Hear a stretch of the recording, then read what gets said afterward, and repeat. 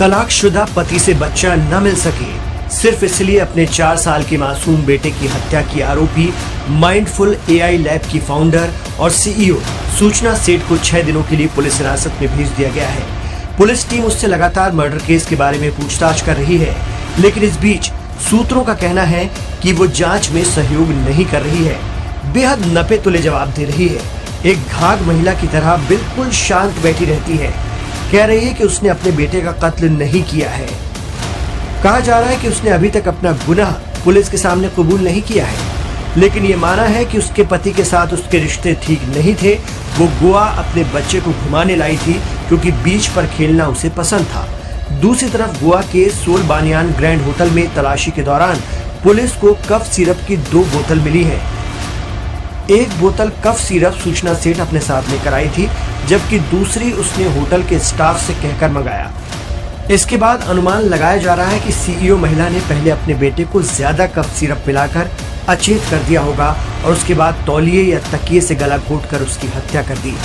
Cough syrup के नशे में होने की वजह से बच्चे ने ना तो कोई संघर्ष किया और ना ही रोया चिल्लाया। इस तरह हत्याकांड को बड़े आराम से अंजाम देने के बाद वो गोवा से बेंगलुरु के लिए अपने बच्चे की लाश बैग में भरकर निकल गई। सूचना सेठ के वकील का कहना है कि start company mindful AI lab शुरू करने के बाद उसका काम ठीक नहीं चल रहा था। पति के साथ हो रहे झगड़े की वजह से वो परेशान थी। ये भी बताया गया है कि कोर्ट के फैसले के बाद उसे लग रहा था कि उसके बेटे को पति छीन लेगा।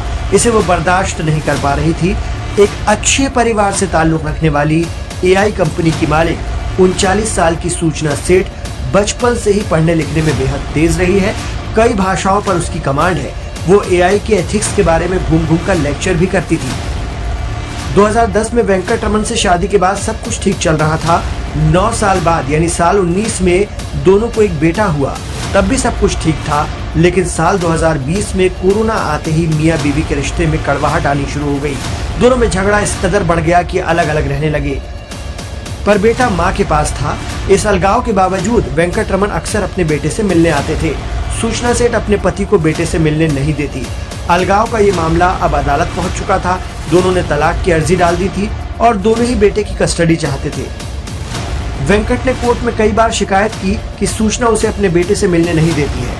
आखिरकार साल 2023 के खत्म होते होते बेंगलुरु की जिला कोर्ट ने दोनों के अलगाव पर अपना फैसला सुना दिया। कानूनी तौर पर दोनों का तलाक हो गया था, लेकिन बावजूद इसके अदालत ने एक और फैसला दिया कि बेटा अपनी मां के पास ही रहेगा, लेकिन पिता महीने में 4 बार हर संडे अपने बेटे से मिल सकता है। बस कोर्ट का यही फैसला सूचना को नागवार गुजरा। वेंकट की खुशी छीनने के चक्कर में उसने अपने ही बेटे का कत्ल कर दिया। हालांकि इस मामले में सबसे बड़ा सवाल ये है कि एक मां अपने बच्चे का कत्ल क्यों करेगी, कत्ल के बाद लाश के साथ सफर क्यों करेगी। इन्हीं सवालों के साथ गोवा पुलिस की टीम इस केस की जांच में लगी हुई है।